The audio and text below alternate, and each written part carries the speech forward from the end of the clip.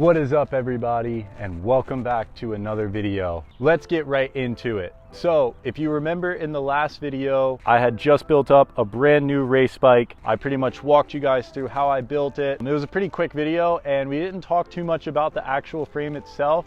And I also didn't get to do any riding. So here we are a few weeks later and I've definitely spent a lot of time on this bike. I'll start off by saying I love it.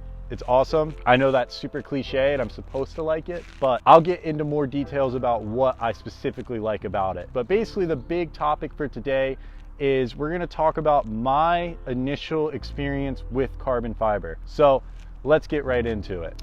Okay, so let's get into the good stuff. Let's talk about how this frame actually feels on the track. What does it feel like to ride a carbon fiber frame? Well, yeah, I'll tell you straight up, the bike feels good. Pretty much everything in general feels good. This is the same geometry, same size as my aluminum frame. I'd have to say the biggest thing that I notice is that the bike just feels sharper. It feels more responsive. Again, these aren't huge changes, but it's just little subtle things in the feeling of the bike that add that extra layer of confidence for me when I throw my leg over this thing. You hit a clean backside, it catches backside and it goes. Now, if you bonk something, yes, you feel it. Now, you also feel the same thing on an aluminum frame, but I would say it's a little bit more forgiving. There's a little bit more give if you nick the front wheel or if you do something like that. Whereas this bike, you know, it definitely is a little bit less forgiving than the aluminum frame, but for the most part, around the track, it feels really good. Hit all your marks, hit everything smooth. Yeah, it'll give you speed and it will reward you. The biggest reason that you would go carbon fiber is obviously for the power transfer.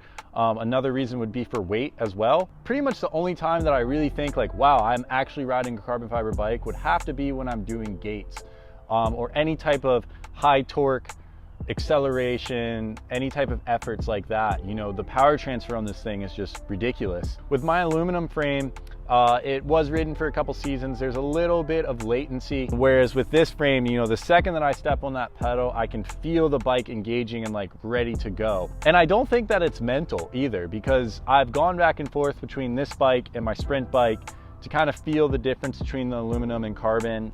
I guess the best comparison that I've come up with, I don't know if it's accurate or not, but for me, the best way that I can describe it is this bike, it feels like the tires are at 80 PSI and an aluminum bike is like when the tires are at 60 PSI.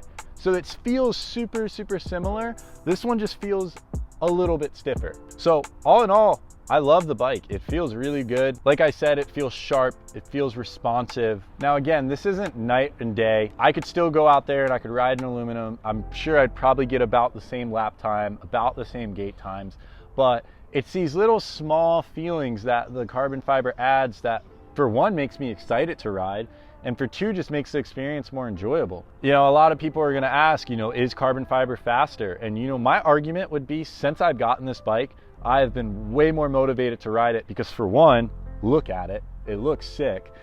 And for two, like I said, just the ride quality, it feels good to ride. While you could make the argument on paper, it's this milliseconds faster, it's better in these regions, whatever. The biggest thing for me is that the carbon fiber frame has increased my riding experience, which makes me excited to ride, which makes me put more effort into my training session, which makes me do more training sessions. And all three of those things added together, I believe, make you faster. And I think that concept can apply to a lot of the other things that you purchase for your bike. You know, at the end of the day, BMX racing is a super quick sport.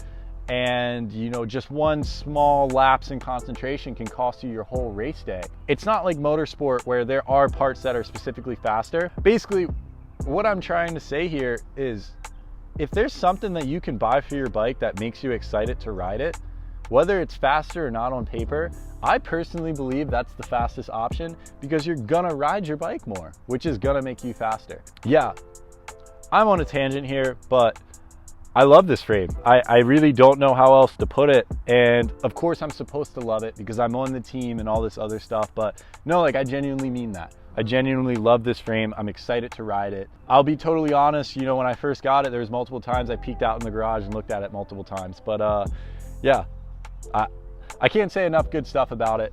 And so here's another question that I get asked all the time. People are kind of confused about where the ENVY BLK 2 stands within the product line of Supercross. Now, clearly I'm not the boss man, but from what I've been told, The ENVY Black 2 is still a production bike. It is still something that is continually being produced. A lot of people probably thought that the Vision F1 is supposed to replace this frame, but that's not the case. This and the Vision F1 are supposed to live together in harmony. It's essentially two different options that you have for carbon fiber race frame. The Vision F1 is supposed to be a representation of what bikes will look like over the next few years. It's a more forward-thinking machine, and that's why you see more futuristic features on it, like closed dropouts, the derailleur style guidler or idler. You know, it's still got the taper head tube and all this other stuff, but the Vision F1 is more future-proof. It's more focused on disc brakes and all that other stuff. This is more of the representation of just what a top-of-the-line race bike should look like today. And that's why you have the traditional sliding 15 mil dropout, traditional chain tensioner. You know, you get your threaded bottom bracket, which is so much better than a press fit. Don't even get me started on that. Tapered head tube, all this other stuff. The ENVY Black 2 isn't going anywhere. This is still a perfect example of what a high quality carbon fiber race bike should look like today. Again, the Vision F1 is more of what a high quality race bike is going to look like tomorrow. All of this to say, the ENVY Black 2 and the Vision F1, neither one is supposed to replace each other. It's just, they're just two different products that serve two different purposes. Okay, I've said a lot, but now let's kind of wrap this whole thing up and kind of bring it together a little bit. Like I've said multiple times throughout this video, I love this bike. It makes me excited to ride. It feels sharp. There's all these different things. Let's talk a little bit about, you know, my recommendations for this thing. So clearly, I like the bike. So clearly I would recommend it to other people. I do also understand that, you know, this is a lot of money in bike parts sitting here. Just the frame, the fork, and the headset, you know, is gonna run you almost $2,000. That is a lot of money to put up front. Where I think carbon fiber really gets its value, and again, I haven't had one for that long, so this is more what I've heard from other people, but the thing is that carbon fiber doesn't really have the same stress cycle as aluminum, to where they don't really get softer. So where I think carbon fiber comes into play is that, yes, it's more money on the front end, but it's a frame that'll last you for a longer amount of time if you take care of it properly. So while some people look at carbon fiber as the ultra premium option, I believe that it does have some level of cost effectiveness or value to it, in that carbon fiber frames seem to have a longer lifespan than an aluminum frame. Okay, so I've done a lot of rambling in this video. I hope this stuff makes sense. I didn't script this or anything. This is literally just me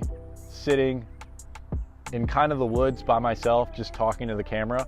So hopefully when I go down to edit this, this all makes a little bit of sense. But closing thoughts, carbon fiber is pretty sweet. I like it. As a longtime aluminum guy, as a longtime rider of chromoly components, Bill is slowly turning me into more of a carbon fiber person. So it started with the fork, now it's the frame, and we'll see what else we get into later. But yeah, for the most part, this is my build. I can take you through some of the parts real quick. Speedline Killer Buzz hubs, Speedline chain tensioners, just traditional V-brake. I think this profile chainring is super sick. It's nickel plated. It's heavier than most options, but it is so strong. I've had it for so many years and the teeth still look brand new. So probably my favorite chainring. You know, DXR cranks, traditional, Supercross seat, Speedline tapered carbon fiber fork, the lightest fork on the market. Tioga power band up front, Tioga power block in the rear, some Speedline bars, Speedline stem, and yeah, that's pretty much the whole build. You know, these are some of my favorite parts that I like to run, and I am really happy with where my build is now. Like I said, I'm excited to ride the bike. The bike feels good. I don't think that I'll be making changes for quite a while. And yeah, I hope you guys enjoyed the video. I hope you gained something from this. I hope that I make sense as I'm editing this. The next video will be about the Speedline Killer Buzz, so stay tuned for that one.